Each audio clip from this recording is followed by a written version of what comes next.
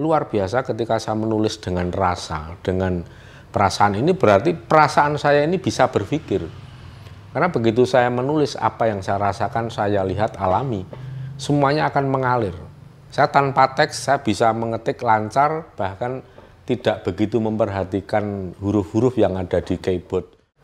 Sebenarnya saya sudah merasa ada panggilan dan tertarik untuk berbeda, menjalani kehidupan dengan pola-pola yang dijalankan oleh masyarakat itu sudah sejak di bawah 5 tahun mungkin. Dan sejak saya umur 5 tahun, 6 tahun saya sudah banyak mengalami kejadian. Dan diantaranya saya biasanya mengalami suatu peristiwa di mana setiap sore hari jam 4 saya seperti mau mati.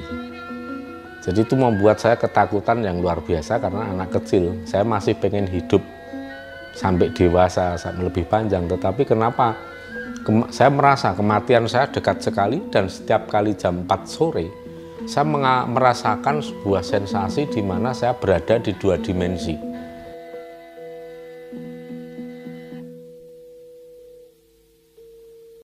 If for somebody who doesn't know anything about the jalur imaginaire, and he explain, like now we're talking all about for Western audience, so somebody who doesn't know anything about Ilmu Java. Yeah. So for somebody who doesn't know Yogyakarta and this spiritual architecture, could he explain how Jalur imajiner yang dimaksud apakah hubungan Merapi, Keraton, kemudian di Kerapiak, dan Parangkusumo? Benar itu ya maksudnya? Ya, kalau yang dimaksud garis imajiner antara Merapi, Keraton, dan Laut Selatan, secara sederhana kita memahami sebenarnya itu bukan imajiner. Kalau bagi orang-orang yang punya kesadaran spiritual lebih tinggi, itu realitas. Itu adalah fakta yang sifatnya noumena atau fakta yang sifatnya metafisik. Dan di situ melambangkan hubungan manusia dengan 3 dimensi. Merapi ini mewakili ketuhanan, kemudian di keraton sendiri, di Tugu Jogja, itu mewakili keraton atau itu merupakan lambang dari kehidupan di lingkungan alam, di tengah masyarakat. Kemudian Parangkusumo itu melambangkan di sana ada entitas yang sifatnya itu metafisik atau gaib. Dalam spiritual Jawa ini disingkat sebagai Aum atau Agni Udaka Maruta. Agni itu api, kemudian Udaka itu adalah mercopodo atau bumi, yang di situ ada kehidupan manusia bermasyarakat. Kemudian di selatan ada Maruto, angin, yang juga mewakili samudra atau Baruno. Nah, ketiga dimensi ini tidak terlepas dari kehidupan setiap manusia sebenarnya. Dalam tradisi Buddhis pun ada yang namanya Om Bur, Om Buah, Om Swah. Itu meliputi 3 dimensi. Dimensi alam bawah, alam menengah, dan alam yang tinggi. Nah, di sini di Jawa juga, terutama khususnya di Keraton Jogja, masyarakat Jogja membuat sebuah hubungan antar dimensi, yaitu antara Merapi, Keraton Jogja, dan kemudian Keraton Selatan, yang di sana notabene adalah keraton gaib. Nah, itu merupakan kehidupan yang realistis bagi orang Jawa, bukan sesuatu yang sifatnya idealis. Tapi ini adalah fakta, real. Ini eksistensi ini ada di lingkungan kehidupan kita. Jadi seperti itu. Why does he think that is there something to do with the specificness of the nature here, that there is a tradition here that actually between those different dimensions that he says? Sebenarnya ini sifatnya universal. Saya katakan tadi bahwa kehidupan setiap manusia itu tidak terlepas dari berbagai dimensi. Baik di masyarakat Nusantara Indonesia, masyarakat di Eropa, Amerika, semuanya hidup di antara dimensi-dimensi itu. Tetapi di sini kenapa ada di Jogja dilestarikan, dan ini menjadi bidang kehidupan yang penting bagi masyarakat Jogja, terutama bagi keraton, ya karena semua itu berawal dari kesadaran spiritual. Karena tidak setiap masyarakat itu memiliki level kesadaran spiritual yang sama. Kemampuannya bisa beda-beda. Nah, kebetulan di masyarakat Jogja ini sangat kental sekali dengan hal-hal yang sifatnya metafisik atau gaib. Dan itu bagi masyarakat Jogja itu untuk membedakan antara kehidupan realitas dengan kehidupan metafisik itu sebenarnya perbedaannya sangat tipis. Jadi kita bisa melihat apa yang terjadi di dimensi metafisik atau gaib, kita juga mudah menyaksikan, menganalisa apa yang terjadi di dimensi fisik. Nah, inilah kemungkinan yang menjadi faktor utama, alasan utama kenapa warga Jogja, khususnya keraton itu mau percaya dan mau mengurus antara tiga dimensi ini tadi. Karena ini merupakan fakta yang tidak bisa diingkari, fakta yang tidak bisa ditolak, kecuali oleh orang-orang yang memiliki kesadaran spiritual masih rendah, atau orang-orang yang sudah tidak percaya lagi. Maka orang-orang yang tidak percaya itu akan seperti halnya dirinya membangun mental block. Mereka tidak akan mau untuk menjelajah betapa luasnya dunia ini. Mereka tidak akan mau untuk melakukan discovery sampai ke dimensi yang sifatnya metafisik. Tapi bagi orang Jawa, kehidupan ini maha luas, sangat-sangat luas, dan tidak ada batasnya sampai di mana manusia boleh menjelajah. Ini yang menjadi mindset bagi orang Jawa, pola pikir orang Jawa, terutama spiritual Jawa atau kejawen, bahwa setiap orang silahkan untuk menjelajah, membuka rahasia alam sejauh yang Anda mampu, sejauh yang kalian mampu. Karena Tuhan tidak pernah memberi batasan, Tuhan tidak pernah merahasiakan sesuatu, tidak pernah untuk melarang seseorang untuk mengetahui apa yang menjadi rahasia.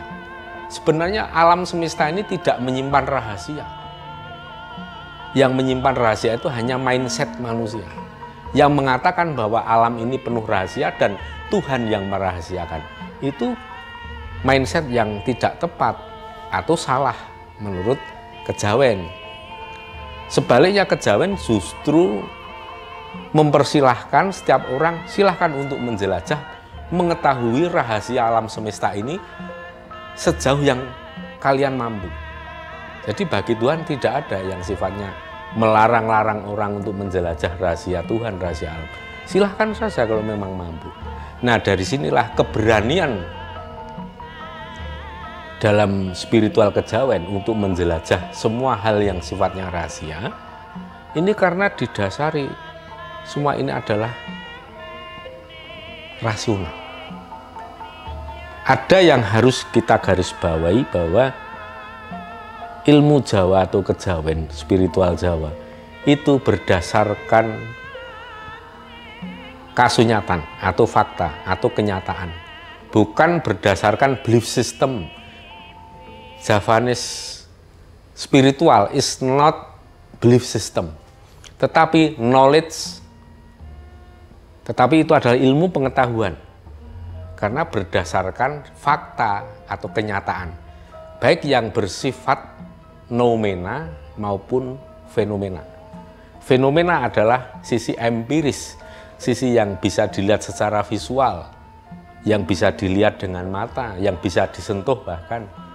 Tetapi noumena itu tidak bisa dilihat secara visual, tetapi bisa dirasakan pakai indera perasa, bisa dilogika, bisa dinalar.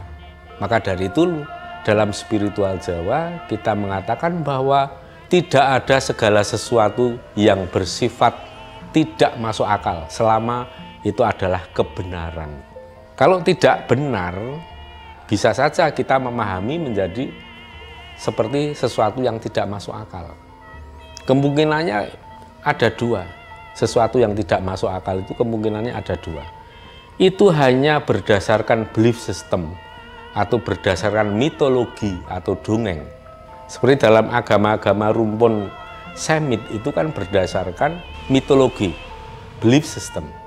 Tapi beda, spiritual Jawa bukan belief system, tetapi filosofi, filsafat hidup bagi orang Jawa. Dan filsafat itu bukan gaib, tetapi objeknya memang bisa merambah ke gaib, dan orang Jawa bisa membuktikan bahwa gaib itu adalah sesuatu yang sifatnya rasional atau masuk akal sehat. Bahkan memahami Tuhan pun kita bisa mendefinisikan bahwa Tuhan adalah maha rasional. When in his life did he become a spokesperson for Japanese local wisdom? And also maybe he can describe, because last time when we talked about like that, you know, what he was saying that you can, why he's doing the capturing it with cameras is because you can capture phenomena. Can you describe this process and why he's like basically also why he's became an enthusiast of sharing this knowledge via the film? And what is maybe like this? What is the most difficult how to capture this? Like he's trying to capture what we want to what we are interested in too, but how to capture it with audio and video. So can he share his experience of all this time that he's trying to, how he's trying to capture it, what is he trying to capture?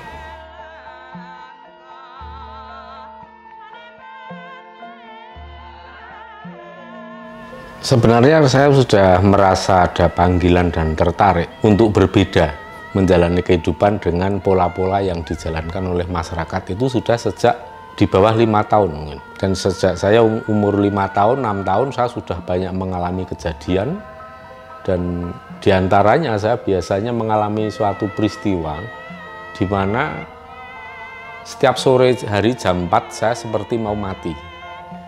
Jadi itu membuat saya ketakutan yang luar biasa karena anak kecil. Saya masih pengen hidup sampai dewasa, sampai lebih panjang. Tetapi kenapa saya merasa kematian saya dekat sekali dan setiap kali jam 4 sore saya merasakan sebuah sensasi di mana saya berada di 2 dimensi.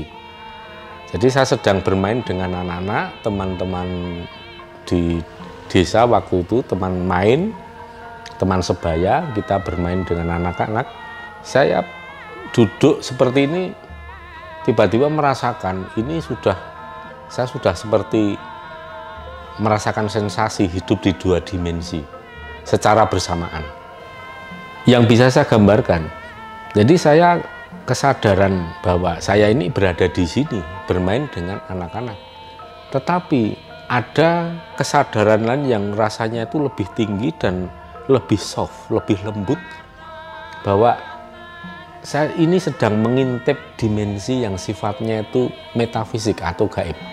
Dan di situ sudah mulai banyak ada seperti sosok yang datang, yang muncul, orang-orang dewasa, orang-orang tua yang saya tidak kenal.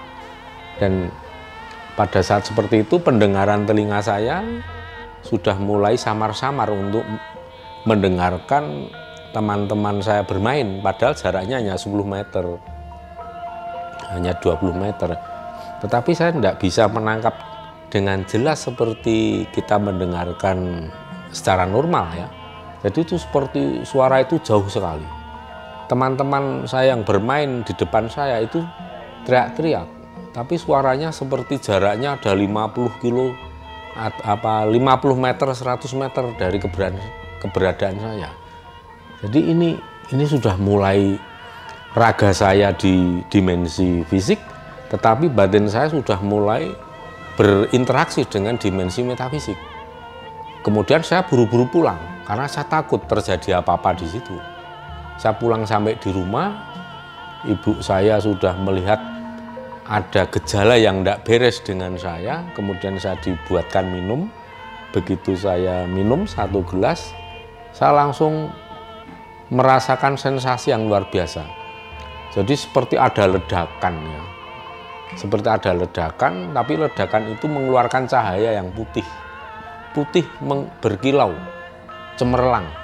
Dan ketika sudah terjadi ledakan itu, saya tiba-tiba masuk ke dalam cahaya putih itu, dan mulai dari situ saya melihat berbagai macam visual itu yang sungguh berbeda dengan yang ada di dimensi fisik.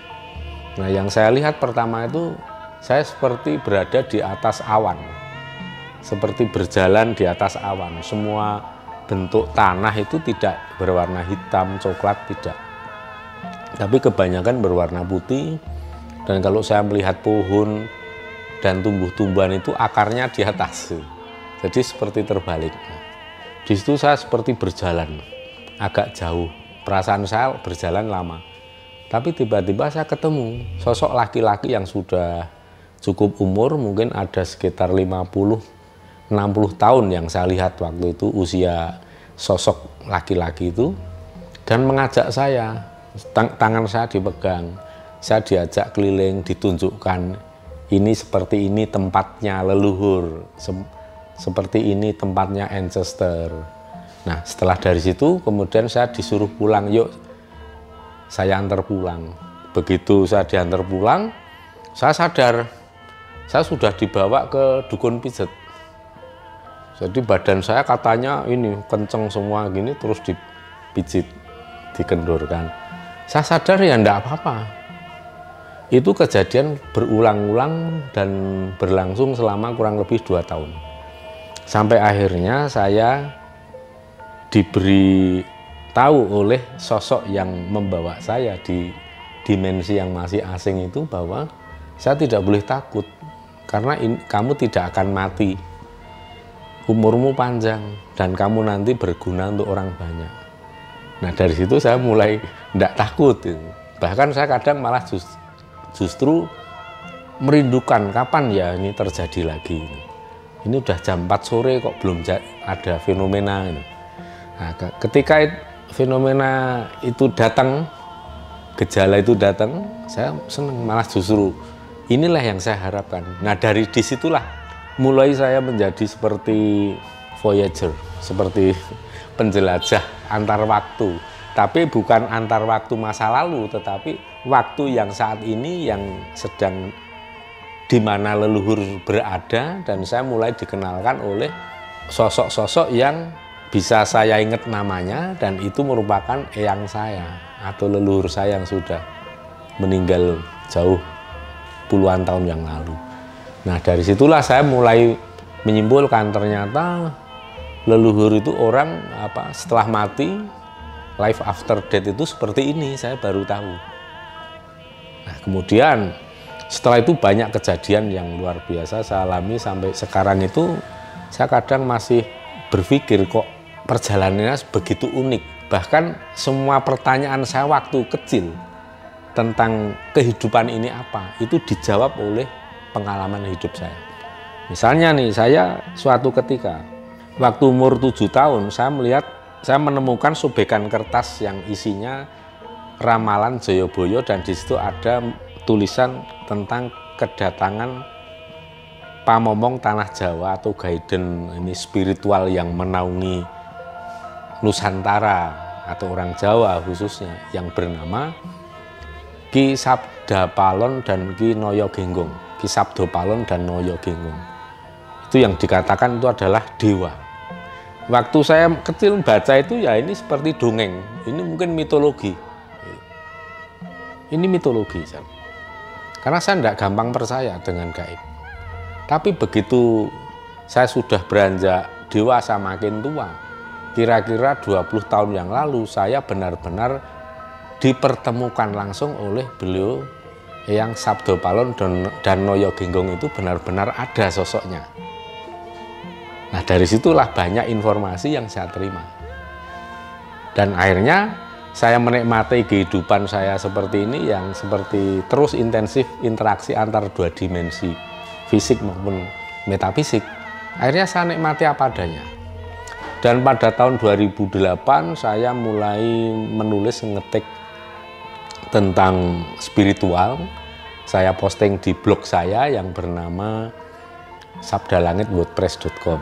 Di situ bisa dicek tahun 2008. Dan saat itulah leluhurnya istri yang bernama Kanjeng Adipati Aryo Mangkunegoro keempat. Itu perintah. Kamu midro sak jembaring langit ngir, supaya ngerti sejatine urip. Kamu terbanglah, berkelilinglah, menjelajahlah seluas langit, seluas angkasa, supaya kamu memahami sesungguhnya hidup ini apa. Tulislah pengalaman hidupmu. Tahun 2008 saya diperintahkan oleh Eyang Gusti Mangkunegoro yang keempat. Dan saya mulai menulis pengalaman hidup saya yang berkaitan dengan dunia spiritual, dengan dunia metafisika, dan saya tulis dengan cara penjabaran yang sistematis juga rasional. Karena background saya sendiri kan akademisi, mahasiswa, jadi lulusan UGM, dan saya harus menyampaikan semua ini juga dengan standar kualitas ilmu saya. Jadi saya tidak mau untuk menyampaikan segala sesuatu yang sekiranya tidak masuk akal, karena bagi saya ya akan sulit diterima oleh generasi sekarang, karena generasi sekarang itu kan mengandalkan sisi rasionalitas. Nah, kebetulan sekali apa yang saya lihat dan saya alami selama hidup ini bisa dijelaskan dengan akal sehat saya, dan saya mampu menjelaskan secara rasional melalui berbagai latar belakang ilmu, disiplin ilmu saya, maupun bisa saya logika untuk menjelaskan. Nah, dari situ responnya luar biasa.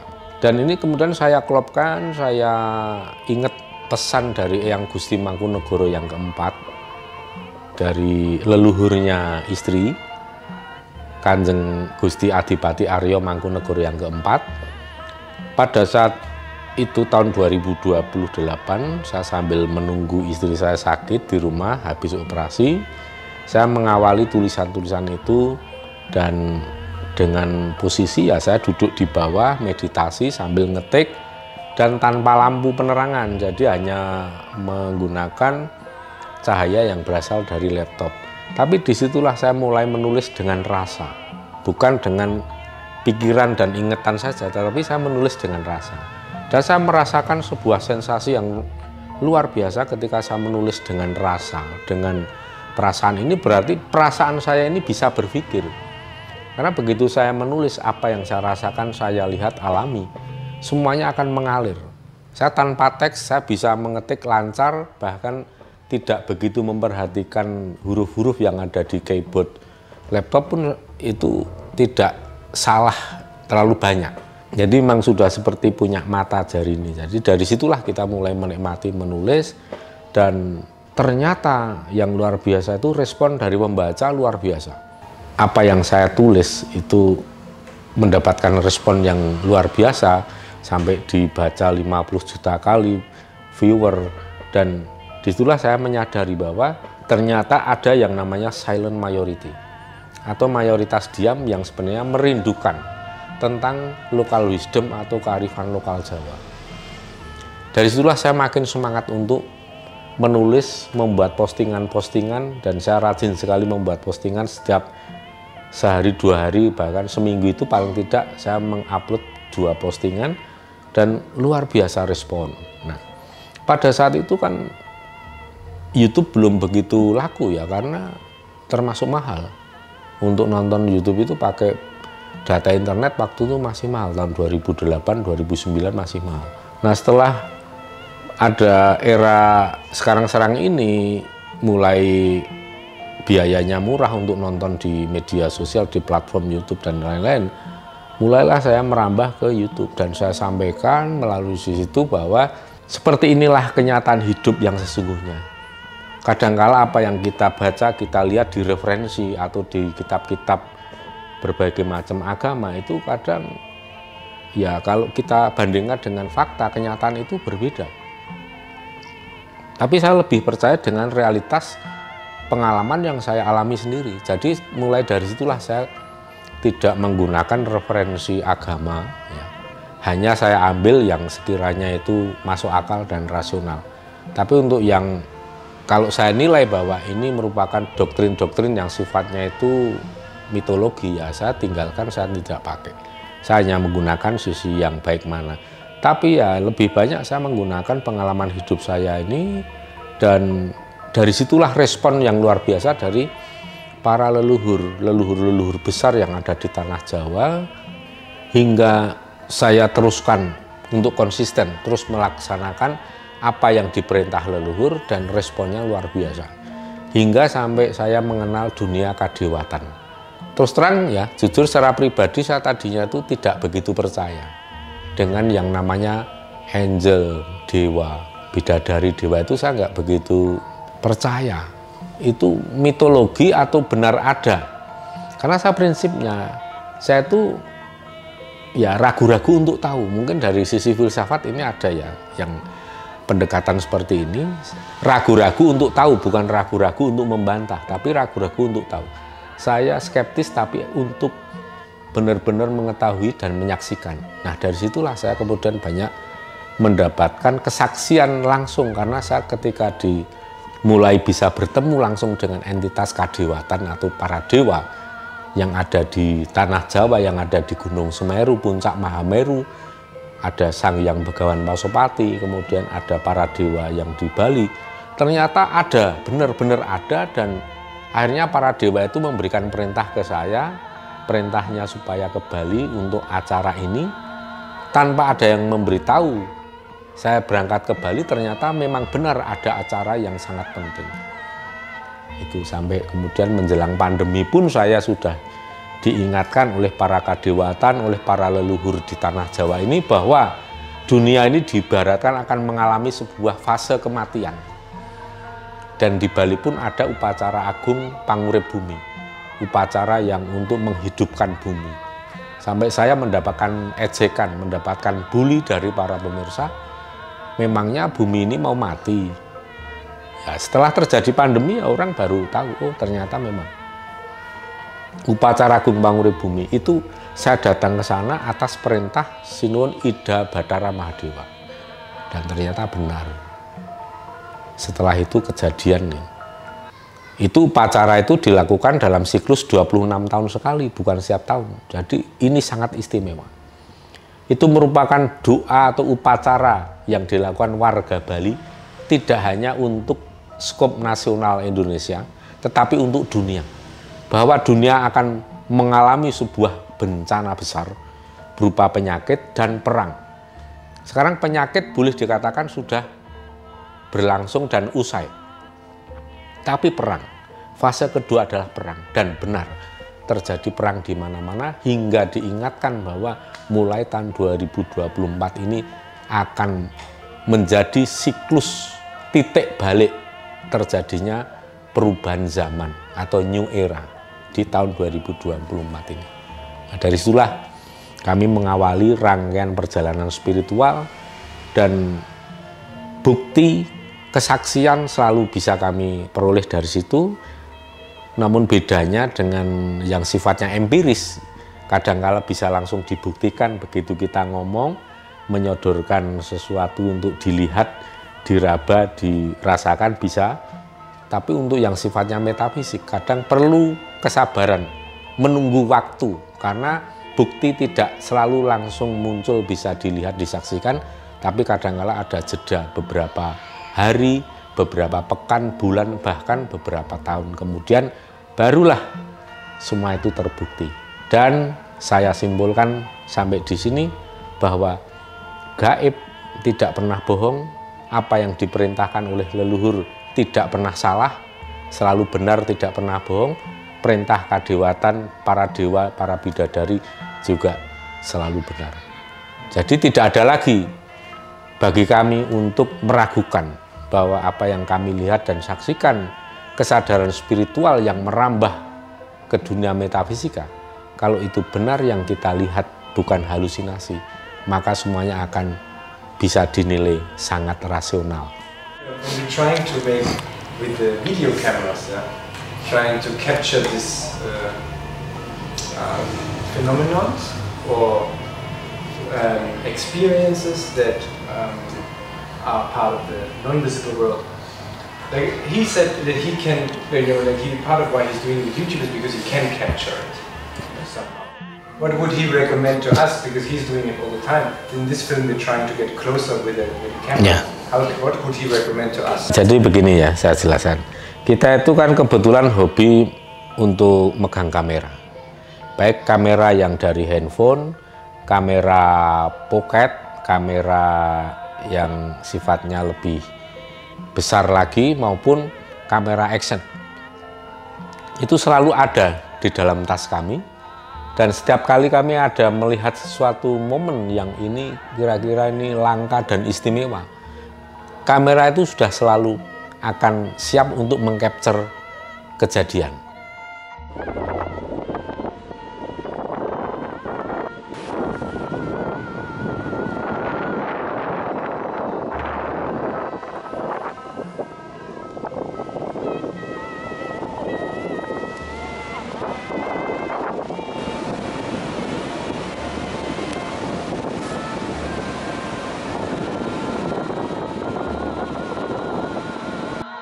Walaupun kadang visual tidak bisa kami dapatkan, tapi tidak selalu, karena tidak selalu yang sifatnya metafisik itu berhasil kami capture. Ada banyak juga yang bisa kami capture dari suara.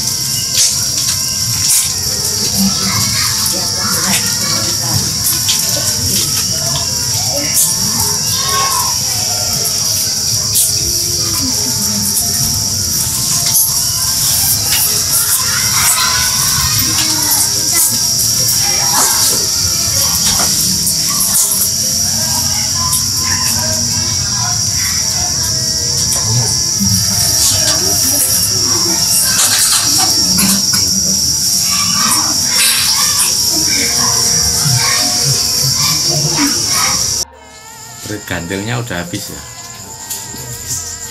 Ya itu tadi supaya kita lebih bahagia, lebih senang, surprise. Oh ternyata memang iya ya, ada ya tadi di sebelah sana, pindah sebelah sana, ya muter terus sebelah sana, cepat sekali muter. Dan burung yang terdengar tadi cuma satu, nggak ada tumpuk undung, cuman mono, tapi pindah-pindah sana ke sana. Itulah. Tapi yang paling sulit untuk kami capture itu, dan untuk disiarkan ke yang lain, itu yang berupa aroma. Misalnya aroma wangi, aroma bunga, aroma dupa. Padahal kita tidak ada yang menyalakan dupa, tidak ada bunga.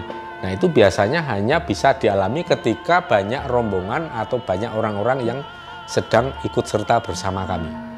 Saya kadang ajak, coba konsentrasi sebentar, rasakan apa yang Anda rasakan, baik itu melalui penciuman dan pendengaran.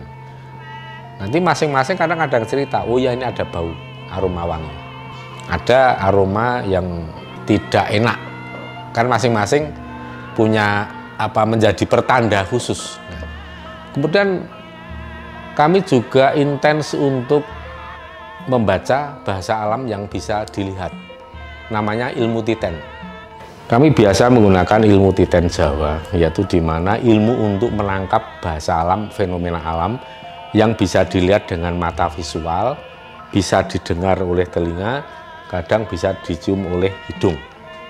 Nah, terutama untuk yang visual yang bisa dilihat dengan mata itu seperti yang terjadi dalam konfigurasi awan. Kemudian yang terjadi pada fenomena-fenomena alam lainnya yang bisa kami capture, dan bahkan ada yang kejadiannya itu hanya sekian detik berlangsung. Itu perlu akurasi dan ketepatan waktu, makanya kami selalu sedia HP, ada kamera action dan lain itu selalu kami bawa kemanapun pergi, karena untuk menangkap, mengcapture momen-momen seperti itu yang misalnya, oh ini ada pertanda akan terjadi gempa besar di wilayah barat sana, wilayah barat Indonesia, atau kemudian akan ada banjir, atau akan ada ya namanya badai, ada fenomena-fenomena yang lain, itu akan disampaikan terlebih dahulu oleh alam melalui bahasanya, berupa simbol-simbol, lambang, kejadian-kejadian dalam konfigurasi awan, dan lain-lain.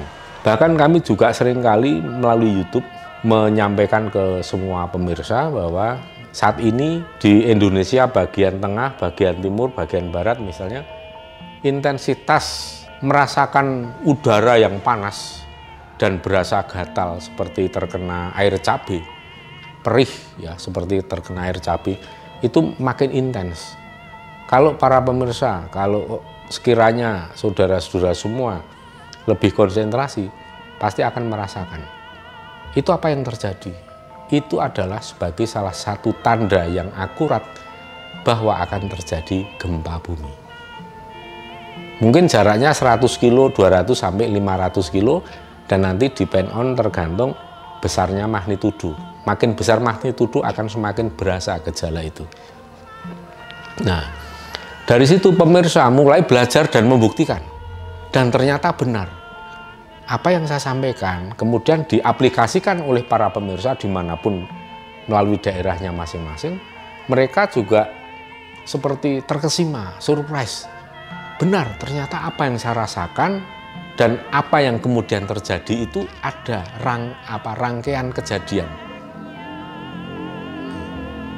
Nah, itu yang sering dibuktikan oleh orang lain melalui apa yang saya sampaikan.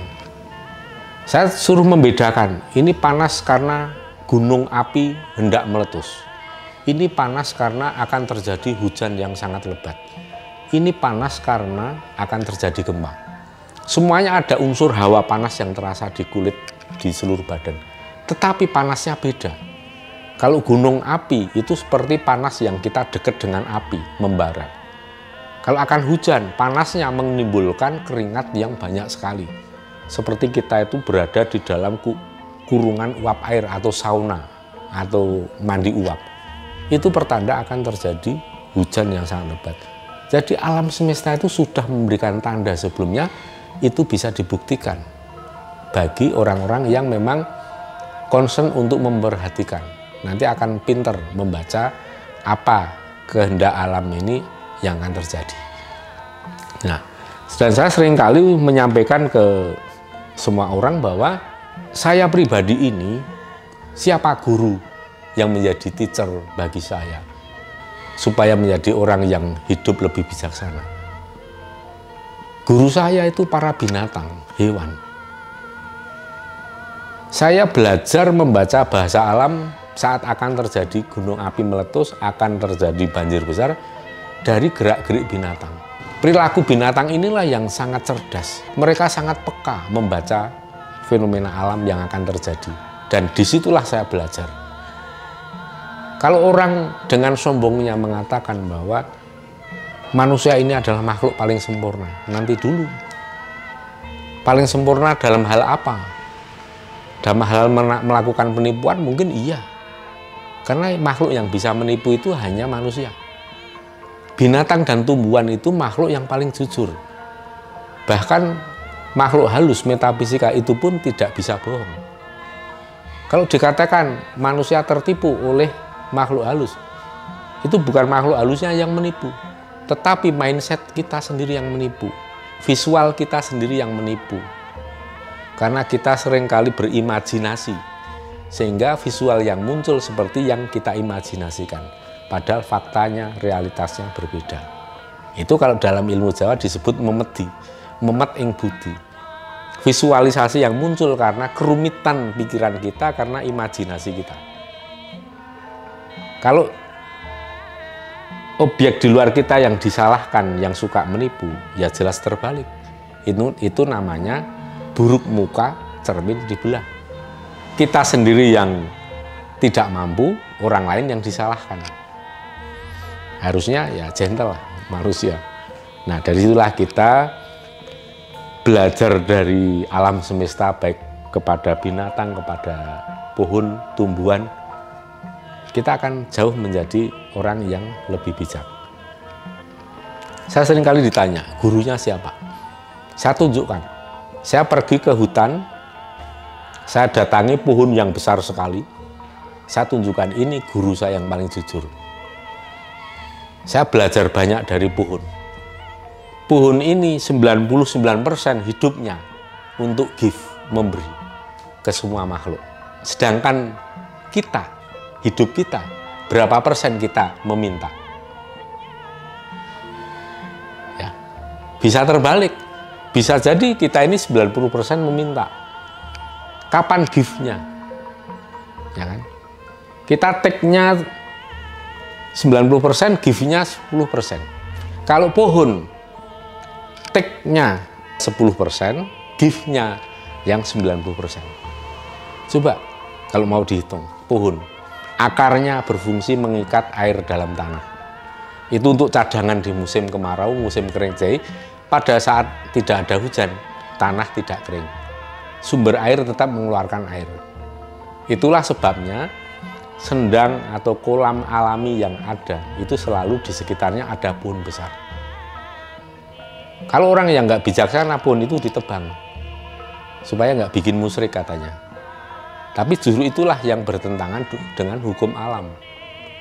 Justru akan menimbulkan kekeringan. Ya, belum batangnya, daunnya terlalu banyak fungsinya untuk kehidupan ini, baik dari serangga, burung, unggas dan lain. Manfaat bagi kehidupan manusia juga sangat banyak.